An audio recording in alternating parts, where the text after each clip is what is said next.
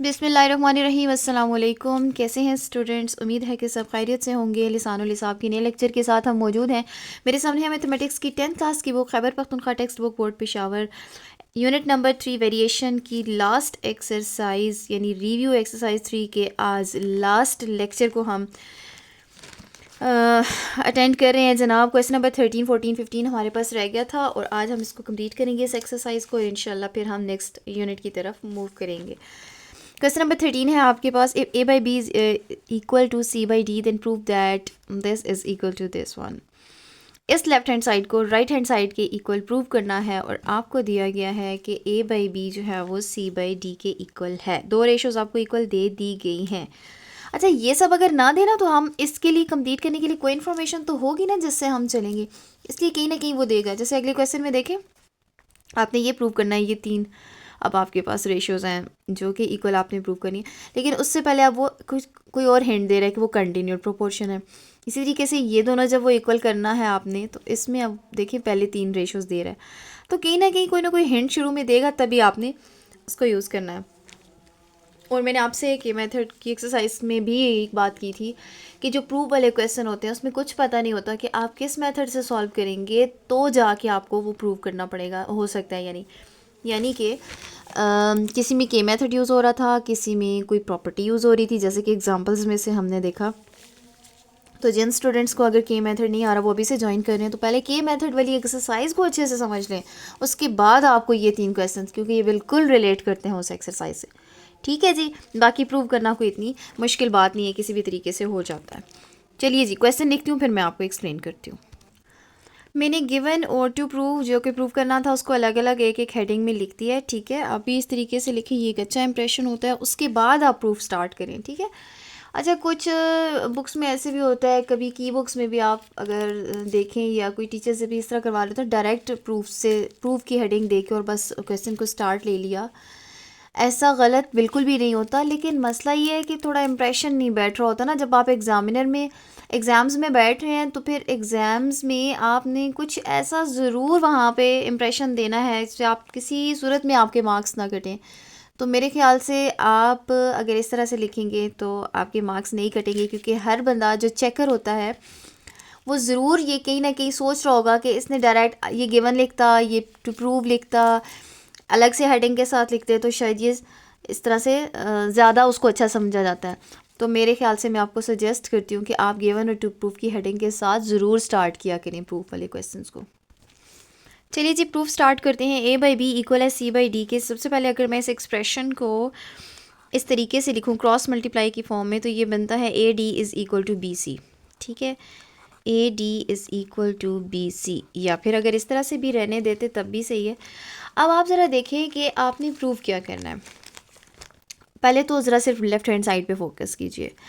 आपके पास न्यूमरेटर में ए सी होना चाहिए, डिनोमिनेटर में बी डी होना चाहिए। इस वक्त आपके पास अगर कोई एक्सप्रेशन ऐसा है तो ए और बी, ए बाई बी की फॉर्म तो है, जैसा कि यहाँ पे देखें ए और बाई डिनोमिनेटर में बी है। ठीक है, इसके अलावा सिर्फ ऐसा ही नहीं है, ए के साथ सी भी है और बी के साथ डी भी है। यानी ए के साथ कहीं ना कहीं आपको यहाँ सी चाहिए और बी के साथ डी चाहिए, तभी आपका ये एक्सप्रेशन कहीं ना कहीं इसके साथ मैच करेगा। तो उसके लिए क्या ज़रूरी है कि ए बाई बी, अगर मैं इस इक्वेशन पे फोकस करूँ तो ए बाई बी में न्यूमरेटर में सी और डिनोमिनेटर में डी मुझे चाहिए। ठीक है, तभी मैं कहीं ना कहीं इसके साथ अपने एक्सप्रेशन को मैच कर पाऊँगी। तो उसका तरीका ये है कि सी बाई डी को इंट्रोड्यूस कराना पड़ेगा। यहाँ भी आप ले सकते हैं, यहाँ पे क्या है कि डी लिखा हुआ है तो फिर आप सी न्यूमरेटर में ले लें और डिनोमिनेटर में ख़ुद से डी ले लें, वैसे करना चाहते हैं तब। और अगर आपको लगता है कि नहीं हम इसी एक्सप्रेशन को लेके चलेंगे तो भी सही है। क्या कहा मैंने कि सी न्यूमरेटर में और डी डिनोमिनेटर में इंट्रोड्यूस कराना पड़ेगा। तो फिर मैं यहाँ पे ख़ुद से एक स्टेटमेंट लिखती हूँ कि मल्टीप्लाइंग, ज़ाहिर है हम खुद से ले रहे हैं तो हमें बोथ साइड्स पे कुछ करना पड़ेगा। यहाँ पे मल्टीप्लाई कर रही हूँ सी बाई डी को, ऑन बोथ साइड्स करना पड़ेगा मुझे, यानी कि ए बाई बी और सी बाई डी तो लिखा हुआ है, ठीक है, अपनी जगह पे। यहाँ पे मैंने सी बाई डी को इंट्रोड्यूस करवाया, तो राइट हैंड साइड पे भी मुझे सी बाई डी को इंट्रोड्यूस कराना ही पड़ेगा, तभी इक्वेशंस बैलेंस जाएंगी। अच्छा, ये बन जाएगा a c by b d that is equal to c squared by d squared. ठीक हो गया। अच्छा अब देखिए, अब ज़रा मैच कीजिए, ए सी बाई बी डी था आपके पास, ठीक है, और अभी भी आपके पास ए c by D B D आ गया। अब अगली बात देखें, अगला काम हमने ये करना है, अब हमें न्यूमरेटर में ए प्लस सी चाहिए और डिनोमिनेटर में बी प्लस डी चाहिए। अब ये कैसे आएगा, इसको भी हमें ख़ुद से इंट्रोड्यूस कराना ही पड़ेगा, a plus c by b plus d. तो फिर से मैं यही कहूँगी कि ए प्लस सी न्यूमरेटर में और जो है वो आपको जो भी रिक्वायर्ड है डिनोमिनेटर में खुद से इंट्रोड्यूस करा लें। तो अगेन मैं एक और स्टेटमेंट लिखती हूँ कि मल्टीप्लाइंग जो भी आपको चाहिए ना, अगर आपको लग रहा है कि वो कहीं से इधर उधर से प्लस माइनस करने से नहीं आएगा तो आप खुद से इंट्रोड्यूस करा सकते हैं उसको, ऐड सब्ट्रैक्ट मल्टीप्लाई या डिवाइड करके। A plus c by b plus d, multiplying a plus c by b plus d on both sides, क्या होगा, a c by b d is equal to c squared by d squared है। तो आपने ये introduce कराया a plus c by b plus d, तो ये दोनों साइड्स पे होना चाहिए, ये हो गया, ठीक। अब आप ज़रा देखें, आपके पास लेफ़्ट वाली जो साइड है वो एग्जैक्ट वो बन गई जो आपको रिक्वायर्ड थी। राइट पे क्या बन रहा है वो हम उस पर बाद में फोकस करते हैं, ठीक है जी। अभी आ गया आपके पास सी स्क्वायर्ड बाई डी स्क्वायर्ड। अच्छा अब आप ज़रा मुलाहिज़ा कीजिए एग्ज़ाम्पल नंबर 16, जिसमें वो ये समझाना चाह रहा था कि अगर कोई सी 2 या 3 रेशोज़ आपस में इक्वल हों तो वो बाकायदा प्रूव करके बता रहा है कि उनके न्यूमरेटर्स की इकट्ठी addition whole divided by denominators की एडिशन आ सकता है, ठीक है। तो ये प्रॉपर्टी अब मैं यूज़ करने जा रही हूँ, किस तरह से, देखिए मैं इस इक्वेशन को फ़िलहाल यहीं स्टॉप करती हूँ क्योंकि यहाँ मुझे मज़ीद काम करना है। उसकी वजह क्या है, उसकी वजह ये है कि लेफ़्ट हैंड साइड तो मेरे पास बिल्कुल बन गई ठीक ठीक, राइट हैंड साइड में प्रॉब्लम है, वो ये कि यहाँ पे क्यूब्स आने चाहिए, प्लस सी का भी होल क्यूब और बी प्लस डी का भी होल क्यूब, और बाकी कुछ भी एक्स्ट्रा नहीं बचना चाहिए। इसके लिए आपने दाएं बाएं कोई शिफ्टिंग नहीं करनी क्योंकि लेफ़्ट हैंड साइड जो है वो सीधी बिल्कुल ठीक ठीक बनी है, वो ख़राब हो जाएगी। अब करना क्या है, जैसा कि हमें उसने शुरू में कहा था कि ए बाई बी इक्वल है सी बाई डी के, तो जो अभी मैंने एग्जांपल 16 का आपको रेफरेंस दिया उसको एक प्रॉपर्टी के तौर पे यूज़ कीजिए और कहें कि अगर ऐसा हो तो हम कह सकते हैं कि ये 3 रेशोज़ यानी a by b, c by d और ये तीसरी, इनका एडिशन न्यूमरेटर्स का और डिनोमिनेटर्स का आपस में इक्वल हो सकता है। और ये उसने के मेथड के ज़रिए प्रूव भी किया हुआ है, मैं उसकी डिटेल में नहीं जाती, ठीक है। अगर आपने प्रूफ जानना है तो आप एग्जांपल नंबर 16 को दोबारा से फॉलो कीजिए। तो ये अगर मैं प्रॉपर्टी यूज़ करूँ तो इसमें मैं कह सकती हूँ ए बाई बी को भी कि वो a plus c by b plus d के इक्वल है और सी बाई डी भी इसके इक्वल आ सकता है, लेकिन मैं सिर्फ वो लूँगी जो मुझे रिक्वायर्ड है, इसमें से मैं ये इक्वेशन उठा लेती हूँ। इसका मतलब ये हुआ कि सी बाई डी को मैं लिख सकती हूँ a plus c by b plus d के, ठीक है। तो इक्वेशन 1 में अगर मैं c square by d square को c by d whole square करूँ और सी बाई डी की ये वैल्यू पुट करूँ तो फिर इक्वेशन 1 क्या बनेगी, यानी कि इक्वेशन 1 इम्प्लाइज्ड दैट, ठीक है, a c by b d left hand side पे तो कोई बात नहीं हो रही है,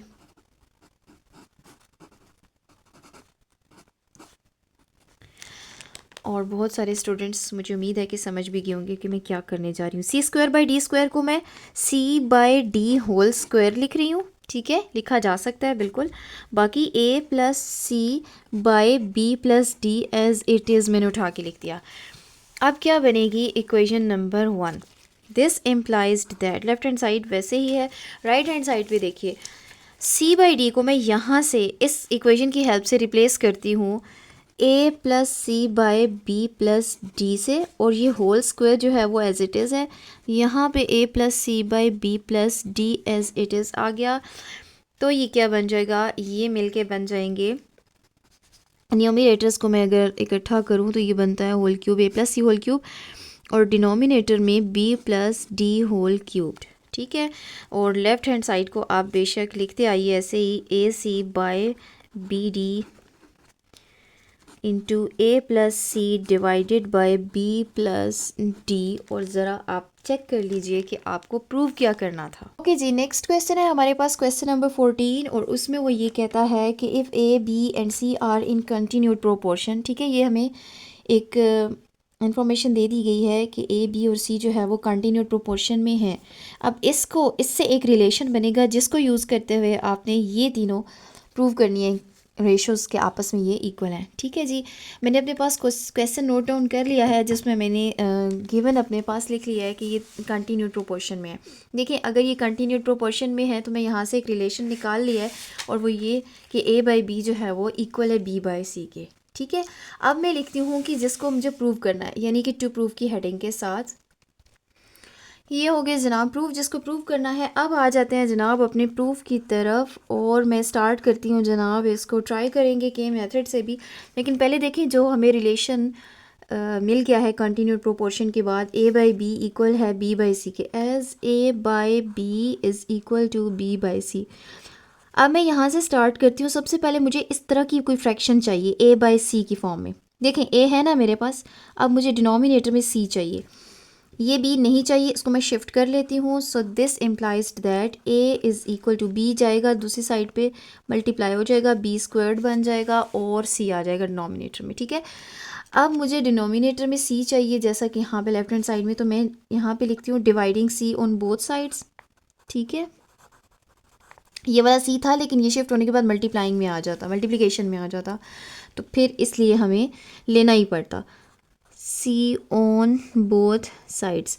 तो अब इससे क्या होगा, ए के डिनोमिनेटर में भी सी आ जाएगा, दूसरी तरफ बी स्क्वायर्ड बाय सी के साथ जब सी दोबारा मल्टीप्लाई हो जाएगा तो सी स्क्वायर बन जाएगा। ठीक है, तो पहली वाली जो फ्रैक्शन थी हमारे पास, इक्वेशन थी कंटिन्यूड प्रोपोर्शन से मिली हुई, उससे हम फ़िलहाल इतना ही रिलेशन बना सकते हैं।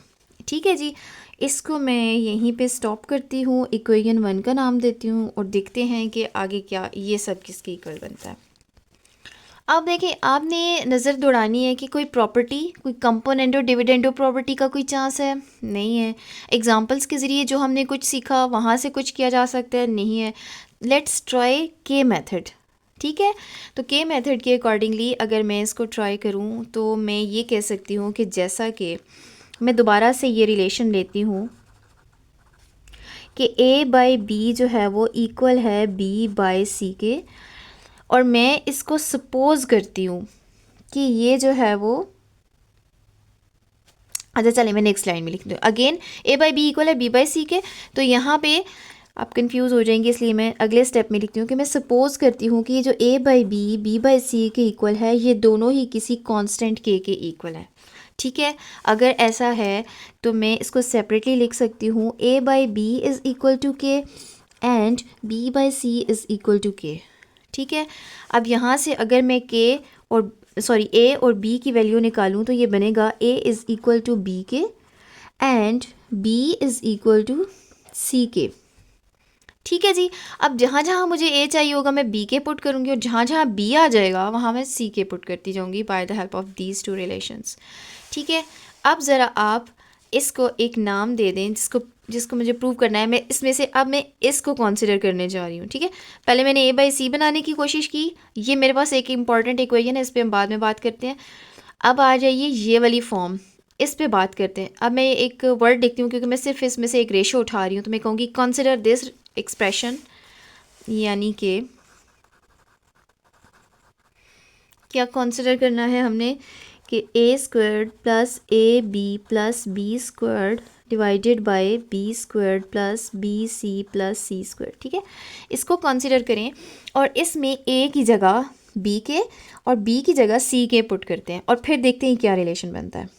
ए की जगह बी के, तो ए स्क्वायर बन जाएगा बी स्क्वायर के स्क्वायर। ठीक है, प्लस ए इंटू बी, ए की वैल्यू भी पुट करती हूँ और बी की भी पुट करती हूँ, यानी कि बी के और बी की जगह सी के। अब प्लस बी आ गया बी का स्क्वायर, यानी बी से अगर सी के लिया तो बी स्क्वायर का मतलब है C squared K squared divided by, denominator में देखिए बी का स्क्वायर यानी कि C squared K squared plus B into C, this is B into C plus C square. B है जनाब यहाँ से सी के। ओके, नेक्स्ट एक्सप्रेशन में देखें, अभी भी जहाँ जहाँ बी है आप उसको फिर से रिप्लेस कर सकते हैं सी के साथ। तो मैं इसको फिर रिप्लेस कर देती हूँ। बी स्क्वायर का मतलब है सी स्क्वायर के स्क्वायर और इंटू ये के स्क्वायर आ गया, ठीक है, प्लस फिर ये बी, इस बी की जगह सी के पुट किया, ठीक है, इस बी की जगह सी के पुट किया, ये वाला के एज इट इज़ है और यहाँ पे सी के जो था वो मैं ऐसे ही लिख रही हूँ। Next plus C square K square whole divided by C squared K squared, ये बनेगा प्लस सी स्क्वायर्ड के प्लस सी स्क्वायर्ड, ठीक है। ए और बी सारा का सारा जो है वो रिप्लेस हो गया। अच्छा, अब मैं ज़रा इसको ब्रैकेट्स ओपन करती हूँ, ज़रा सही से फॉर्म बनाती हूँ। ये बन जाएगा सी स्क्वायर्ड और के पावर 4 प्लस यहाँ पे देखिए सी 2 टाइम्स है तो मैं लिखूँगी सी का स्क्वायर और के है यहाँ पे क्यूब की फॉर्म में, प्लस यहाँ पे सी स्क्वायर के स्क्वायर, ठीक है, होल डिवाइडेड बाय डिनोमिनेटर में सी स्क्वायर्ड के स्क्वायर्ड प्लस सी स्क्वायर्ड के प्लस सी स्क्वायर्ड। अब आप देखिए न्यूमिनेटर में भी कुछ टर्म्स ऐसी हैं जिनको कॉमन लिया जा सकता है, डिनोमिनेटर में भी सॉरी नॉट टर्म्स, टर्म्स की कुछ पार्ट्स हैं। जैसे देखिए सी स्क्वायर है, सी स्क्वायर है, सी स्क्वायर है, तीनों में से न्यूमिनेटर में से सी स्क्वायर कॉमन ले लेती हूँ। इसके अलावा के का स्क्वायर भी कॉमन लिया जा सकता है, डिनोमिनेटर से भी सी स्क्वायर कॉमन लिया जा सकता है, ठीक है। चलिए जी, ये आ गया मेरे पास कॉमन लेने के बाद। अब यहाँ पे देखिए न्यूमिनेटर में से और डिनोमिनेटर में से एक सी स्क्वायर कैंसिल हो सकता है, इसी तरीके से के स्क्वायर प्लस के प्लस 1, के स्क्वायर प्लस के प्लस 1, ठीक है। मल्टीप्लिकेशन की फॉर्म में ना, प्रोडक्ट फॉर्म में है, इसलिए हम न्यूमिनेटर डिनोमिनेटर की कैंसिलेशंस कर सकते हैं। ये आ गया जनाब के स्क्वायर।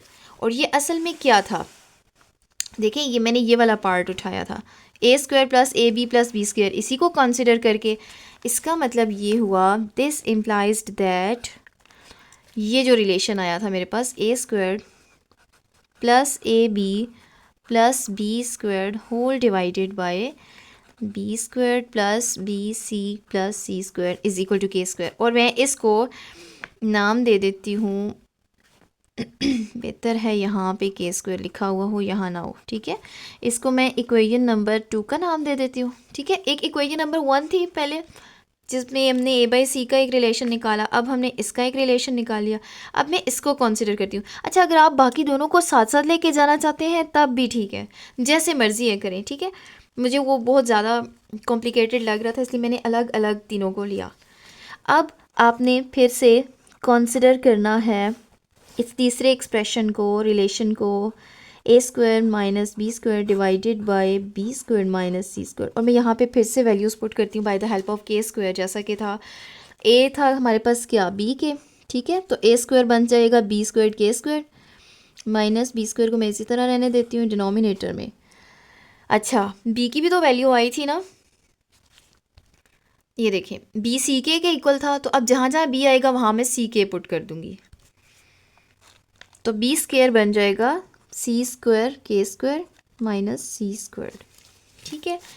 फिर से बी आ रहे हैं जो मैं वहाँ वैल्यूज़ पुट करती हूँ, यानी कि बी स्क्वायर की जगह सी स्क्वायर के स्क्वायर और ये वाला K square as it is minus फिर से बी स्क्वायर है यानी कि C square K square divided by, यहाँ पे कुछ भी पुट नहीं किया जा सकता, सी स्क्वायर को कॉमन ले लूँ और फिर बच जाएगा के स्क्वायर माइनस 1, ठीक है। न्यूमिनेटर में भी आप सी स्क्वायर के स्क्वायर को कॉमन ले लें तो आपके पास बच जाएगा के स्क्वायर माइनस 1। यहाँ पे अगर बी स्क्वायर को पहले कॉमन ले लेते बाद में बी की वैल्यू पुट करते तब भी यही आना था, ठीक है। Divided by C squared into K squared minus 1, ये भी इस तरह के एक्सप्रेशन की तरह कैंसिलेशन हो जाएगी, के स्क्वायर माइनस 1 की यहाँ पे भी फैक्टर कैंसिल हो गया था, इसी तरीके से जो कॉमन लिया था वो भी कैंसिल हो गया और बाकी बचा यहाँ पे के स्क्वायर, तो हमारे पास भी यहाँ पे के स्क्वायर बच गया है और इसको मैं इक्वेशन नंबर 3 का नाम देती हूँ। और ये मेरे पास आंसर आया a squared minus b square divided by b squared minus c squared k. अब इक्वेशन 2 और 3 को ज़रा कंसिडर कीजिए, जिनकी दोनों राइट हैंड साइड्स के स्क्वायर के इक्वल हैं, इसका मतलब है ये दोनों लेफ्ट हैंड साइड्स भी आपस में इक्वल होंगी, ठीक है जी। अब रह गई बात तीसरे वाले एक्सप्रेशन की जो कि हमने सबसे पहले लिया था और जो कि था ए बाई सी के इक्वल। मैं वापस आती हूँ जी इक्वेशन नंबर 1 की तरफ, क्योंकि अभी इक्वेशन नंबर 1 से हमें कोई सेटिस्फैक्ट्री रिलेशन नहीं मिला है। ए बाई सी हमारे पास आया था B square by C square K. तो मैं अगर के मेथड की हेल्प लूँ तो आप देखें के मेथड की हेल्प से मैंने बाकी दोनों एक्सप्रेशंस को तो निकाल लिया, वो के स्क्वायर के इक्वल आ गया, लेकिन ए बाई सी अभी भी नहीं आया। तो मैं इक्वेशन 1 को दोबारा से कंसिडर करती हूँ और मैं लिखती हूँ कि कंसिडर इक्वेशन नंबर 1। ये देखें, मैंने फिर से इक्वेशन नंबर 1 को कंसिडर किया ताकि मेरे पास यहाँ से भी कोई बेहतरीन रिजल्ट मिले मुझे। और वो क्या है, ये थी इक्वेशन नंबर 1। इसमें मैं बी की जगह फिर से वैल्यू पुट करूँ, यानी कि सी स्क्वायर के मेथड की हेल्प से जो निकाला था, डिनोमिनेटर में सी स्क्वायर है उसको तो पुट नहीं किया जा सकता, एज इट इज़ रहेगा। ये भी कैंसिल होने के बाद सिर्फ के स्क्वायर रह जाएगा, यानी कि ए बाई सी जो कि इक्वेशन वन से जो हमने लिया, ए बाई सी, इसको मैं इक्वेशन नंबर 4 का नाम दे देती हूँ, क्योंकि ये अब मेरे पास सही से इक्वेशन आई है जिसमें ये रिलेशन है कि राइट हैंड साइड पे के स्क्वायर आ रहा है। इक्वेशन 3 में से भी मुझे राइट हैंड साइड पे के स्क्वायर मिला, और इसी तरीके से इक्वेशन 2 में भी एक ऐसा रिलेशन मिला जिसमें मुझे राइट हैंड साइड पे के स्क्वायर मिला।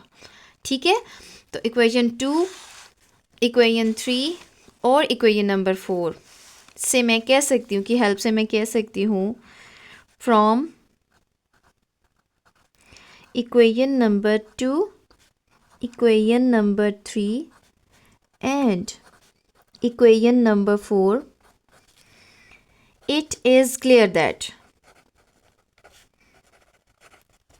ट्रांजिटिव प्रॉपर्टी यही कहती है कि अगर राइट हैंड साइड्स इक्वल हों तो लेफ़्ट भी इक्वल होंगी। तो मैं तरतीब भी बना लेती हूँ, तरतीब से लिख लेती हूँ कि a by c is equal to a squared plus a b plus b square divided by b square plus b C